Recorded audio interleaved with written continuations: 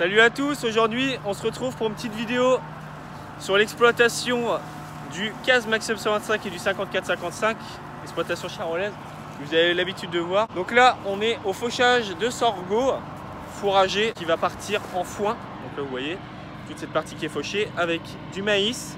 On est dans la parcelle anciennement l'orge, donc 8 hectares, donc il y a le maïs qui doit avoir 2 hectares et ici après tout le reste en sorgho fourragé. Donc au niveau du stade, je vais vous montrer, il est à peine juste en train d'épier. On n'en voit pas beaucoup, mais il commence à peine à épier.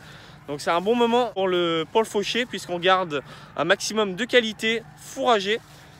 Donc le sorgho qui fait partie de la famille des graminées, lui comparé au sorgho grain, il va faire des épis en haut, mais il va forcément faire du volume en termes de fourrage, donc en hauteur et en épaisseur. Du sorgho grain va être beaucoup plus bas. On peut avoir du sorgho grain des fois à peine à hauteur de bassin, puisque là c'est uniquement les épis qui nous intéressent, et forcément on va avoir des épis beaucoup plus gros que ce qu'on pourrait trouver sur un sorgho fourragé qui aura des épis beaucoup plus petits forcément. Alors après il existe plusieurs manières de conditionner un sorgho fourragé. Il existe d'ailleurs plusieurs variétés plus ou moins résistantes à la sécheresse. Là on est sur une culture qui aime bien la chaleur, qui n'aime pas trop l'humidité, il ne faut pas trop d'humidité. Donc après, il existe un multicoupe comme celui-ci qui va repousser une fois fauché.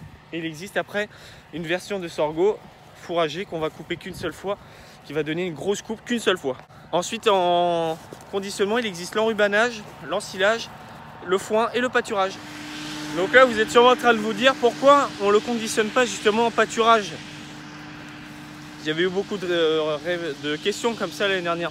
Pour la simple et bonne raison, vu la hauteur qu'il fait, le gaspillage dû au piétinement des animaux serait juste énorme.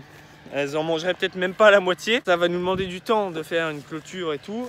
Bon ça après ça prendra toujours moins de temps que de faucher.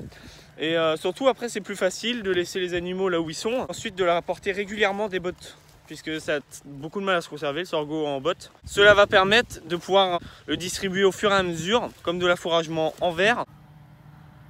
Donc là je vous montre, donc il est à peu près à hauteur d'homme, hein, il doit faire à peu près 1,80 m en hauteur, et là vous voyez, on voit qu'il commence juste à épier. Donc ça après ça va être fané une ou deux fois, puis endainé, puis pressé comme à l'habitude. J'avais fait une vidéo complète d'ailleurs au foin de sorgho l'année dernière. Donc maintenant vous commencez à avoir un petit peu l'habitude, donc je vous montre un petit peu. Hein, pour rappel, la faucheuse qui vient faucher bien à ras du sol, donc après ça devrait repartir un petit peu le sorgho.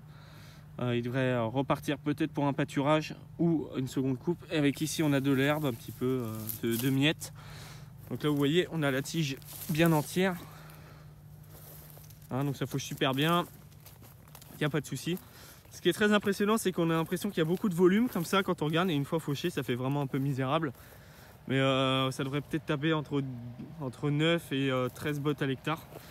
Donc après au niveau du matériel c'est le Maxxum 125 de chez CAZ IH avec la faucheuse 3 mètres traînée Vicon à conditionneur à fléau.